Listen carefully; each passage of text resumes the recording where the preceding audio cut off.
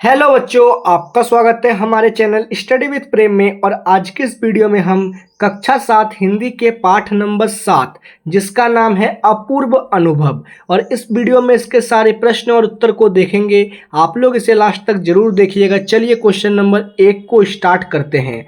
तो यहाँ पर प्रश्न संख्या 1 क्या है? यासुनी चांद को अपने पेड़ पर चढ़ाने के लिए तोतो चांद ने अथक प्रयास क्यों किया? लिखिए। ठीक है, तो इसका उत्तर लिखेंगे यासुकी चांद को पोलियो था। तो जो यासुकी चांद है उसको पोलियो था, इसलिए वो किसी भी पेड़ पर नहीं चढ़ सकता था और दूसरे बच्चे को देखकर वो मन ही मन उदास रहता था। उसके अंदर आत्मविश्वास को जगाने के लिए, उसका हौसला बढ़ाने के लिए तोतो चांद ने उसे पेड़ पर चढ़ाने का अथक प्रयास किया। तो जो यासुकी चांद है ना, वो एक पोलियो पेशेंट था। वो कभी भी पेड़ पर नहीं चढ़ सकता था, इसलिए वो दूसरे बच्चे को देखकर मन ही मन उदास रहता था। उसके अंदर आत्मविश्वास को जगाने के लिए और उसे हौसला बढ़ाने के लिए तोतो चांद ने उसे पेड़ पर चढ़ाने के लिए खूब प्रयास किया। क्वेश्चन नंबर 1 समझ चुके हैं। फिर क्वेश्चन नंबर 2 है, दृढ़ निश्चय और अथक परिश्रम से सफलता पाने के बाद तोतो चांद ने यासुकी चांद का अपूर्व अनुभव मिला। इन दोनों के अपूर्व अनुभव कुछ अलग अलग थे, दोनों में क्या अंतर है रहे? लिखिए। तो इसका उत्तर लिखेंगे सफलता पाने के बाद दोनों का अनुभव अलग अलग था। एक और जहां तोतो चांद यासुकी चांद को पेड़ पर चढ़ाने के बाद एक विजय की खुशी का अनुभव कर रहे थे, उसे लगा कि उसने एक असंभव कार्य को संभव कर दिखाया है। दूसरी तरफ यासुकी चांद ये कार्य करके खुश था जिससे उसे अपने जीवन की कल्पना भी नहीं की थी। देखिए, जब दोनों को सफलता मिलता है ना, यासुकी चांद और तोतो चांद को, तो दोनों का अनुभव अलग अलग होता है। क्योंकि जब यासुकी चांद को जब यासुकी चांद जो है ना, यासुकी चांद पेड़ पर चढ़ जाता है, कैसे? तो तोतो चांद की मदद से। तो तोतो चांद को लगता है कि उसने यह असंभव कार्य कर दिखाया गया है, और उसी दूसरी जगह यासुकी चांद ने यह कर कर खुश कर दिया कि उसने जीवन की कल्पना भी नहीं की थी। तो प्रश्न संख्या 2 भी यहाँ पर क्लियर हो चुका है, समझ चुके हैं आप। फिर प्रश्न संख्या 3 है। पहले हम लोग इसका क्वेश्चन पढ़ेंगे। पहले चलिए क्वेश्चन पढ़ते हैं।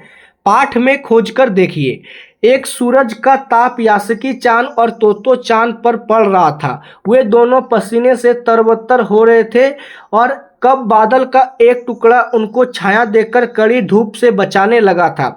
आपके अनुसार इस प्रकार परिस्थिति को बदलने के कारण क्या हो सकता है? तो जो यासुकी चांद और तोतो चांद है ना, वो पेड़ पर चढ़ने का प्रयास कर रहे थे और बहुत ज़्यादा धूप था। धूप के कारण वे दोनों जो है पसीने से तरबतर हो गए थे।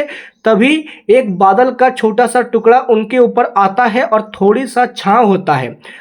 ये परिस्थिति के परिवर्तन के पीछे क्या कारण है उसको लिखना है। इसका उत्तर लिखेंगे, यासुकी चांद को जब उसकी मित्र तोतो चांद पेड़ पर चढ़ा रही थी, तब सूरज की गर्मी के कारण दोनों पसीने से तरबतर थे।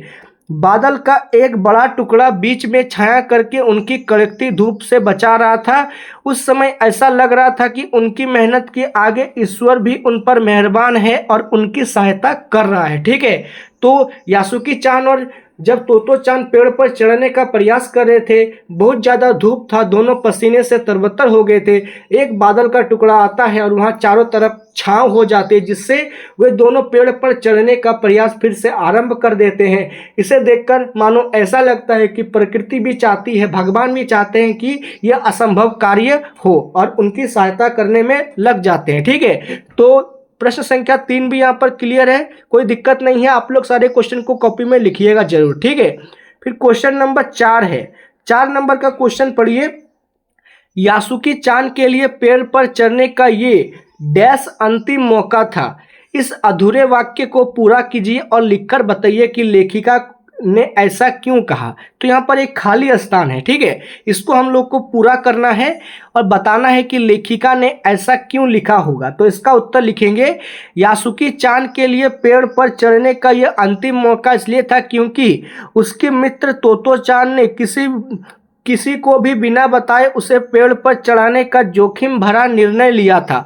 यदि कोई बड़ा देख लेता तो दोनों को डांट पड़ती और वे उन्हें ऐसा नहीं करने देते। तो जो यासुकी चान और तोतो चान पेड़ पर चढ़ने का प्रयास कर रहे थे ना, और जो तोतो चांद है वो यासुकी चांद पोलियो पेशेंट होने के बाद भी उसे पेड़ पर जो चढ़ाने का प्रयास कर रहा था, ये यासुकी चांद के लिए पेड़ पर चढ़ने का अंतिम मौका इसलिए था क्योंकि तोतो चांद ने किसी को बिना बताए यासुकी चांद को पेड़ पर चढ़ाने का जोखिम लिया था, जिसमें दोनों को गिरकर कोई अनहोनी भी हो सकती थी।